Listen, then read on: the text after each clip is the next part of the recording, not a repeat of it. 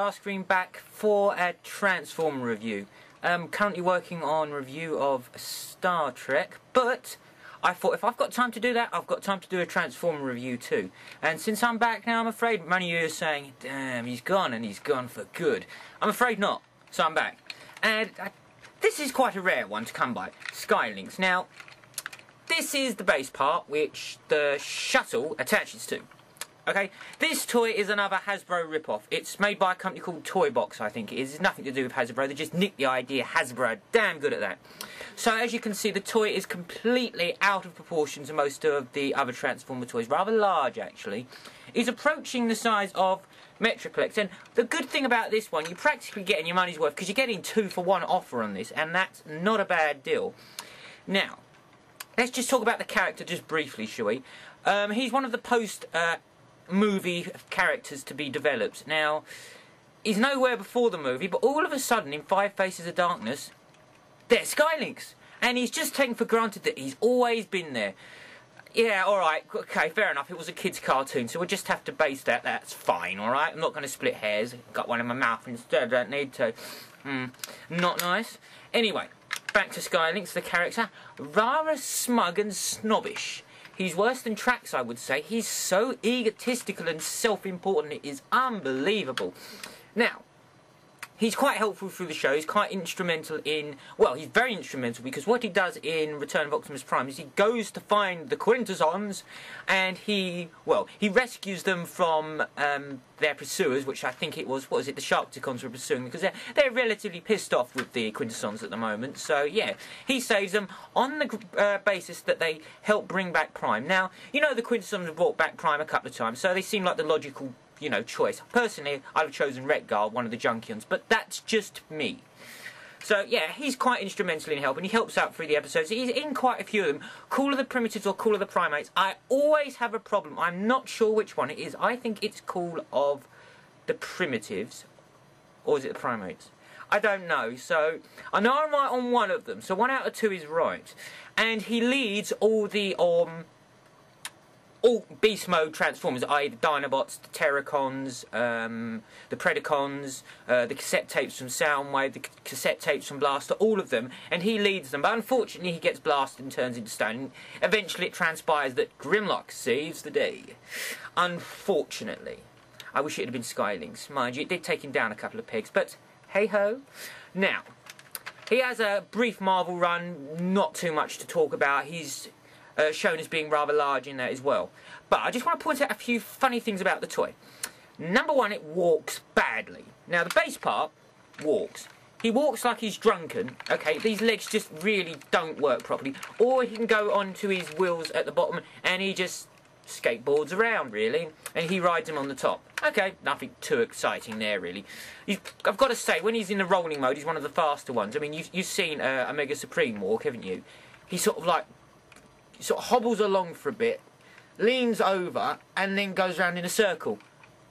Never mind, we're not talking about Omega Supreme, we're talking about Lynx. Now, in the show, it's implied that this is the main mouthpiece. He's the one who does all the chatting and the talking, and usually when he transforms, the bird bit comes off, and this bit sort of like stays behind, a bit like Prime's trailer. But, interesting thing to note, he does actually talk in a few of the episodes, and I think one of them being Return of Optimus Prime. They're in the cave, and he's talking. He's standing there talking to Prime, if I recall, and this guy you can't see. So I'm not quite sure what's going on. It might be an artist's error, or maybe they're just trying to employ this character a little bit more. But they speak exactly the same, and they share the same personality. But, you see, I don't get that. When they split up, how can they be the same? He's not Prime's trailer. He has a personality. He's not rolling. Little wheel thing goes beep, beep, beep, beep, and goes back and then shuts up for a bit. So... he's schizophrenic. Maybe he's like a headmaster. He can, you know, separate his personality when he wants to. It's not really explained. That's caused a few fans and a few interpretations of the character to say that maybe he's a triple changer, and this is one mode, and that's another mode, and shuttle mode, and, well, this just transforms into a base. So, I mean, you can just take that aside and call it a triple changer. So he has 3 modes. So... if you want to play him as a triple changer, that's fine. Or want to play him as 2 independent characters because, it seems to make more sense that way. Or you just play him as the same character that just splits up and talks when he feels like it. Because I think in the Transformer universe he's played as being the same character. So I think that's why they went with it from the cartoon show, that he just splits up and he's the same. I'm not actually quite certain, so I'm not going to say. Now, let's take a little quick look at this part of the toy. Rather nice. A bit floppy. Not really any stickers or accessories, because it's not a proper Transformer figure, because I said it's made by a toy box. And it's rather large. It's hard to get this on camera. The transformation's quite simple, and as we know, he goes into a space rocket. It's kind of hard to balance, and he doesn't really pose a lot. I mean, that's it. He looks, I don't quite know. He looks like a dinosaur to me, doesn't he? He's got a beak going on there, and I kind of like the toy. And at the back here, you got a little bit that opens, if you can keep your nails on.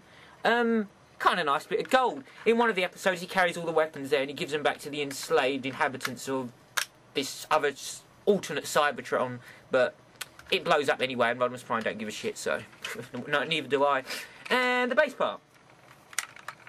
As I said, you have to press these little red buttons here at the side, and these lock the legs in either the wheeled position, like that, or you lock them down so they walk independently, you know, like that. But you have to lock them into that shape. And yeah, there's not a lot to say about this. It's just a fold down for the head. It's got a tiger head or griffin, whichever you want to call it. Apparently it's been called a griffin. I think it looks like some sort of panther or cat. But I like the gold head bit. Like a little bit more detail would have been nice though, wouldn't it? Yeah, but that transforms there. These go up here like this, like that, that. I should have moved the thing, that's what it's there for. That's it. That's his ground-based Lynx mode. So, apparently this is the Lynx, and this is the Sky. Because he flies, so he's Sky, and this bit stays on the floor, so it's called Lynx. I suppose it's like a cat. That's why it has a cat's head. Got it. He's a Lynx. There we go. I've made my own day. I've finally figured it out. Well done. Apparently he has some sort of problem with the Predaking and the Predacons in general.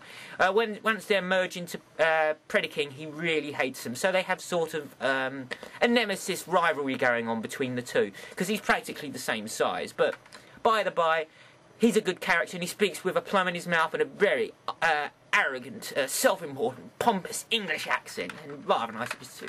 Not that I can do one, of course. I am English, but doing a self-important, pompous... I can't even begin to try to describe what it sounds like, but it's rather interesting. It's a lot worse than Tracks. Do I like the toy? Do I like the character? Yes, I do. I'm a big fan of Sky Lynx. I really like the toy. And the character portrayal in the show is brilliant. So, if you can ever find him, because he's quite hard to come by, do yourself a favour, or get the reissue. Because I think that's more prevalently to get hold of at the moment than the original. But this is the original one. And he's still white, give or take a few brown patches, so I'm proud of him. Right, so that's me. That's a quick look at Sky Lynx. For those of you that are interested, and for those of you that aren't, you wouldn't have watched this. Alright, so that's me. That's Starscream saying take care, and see you out there.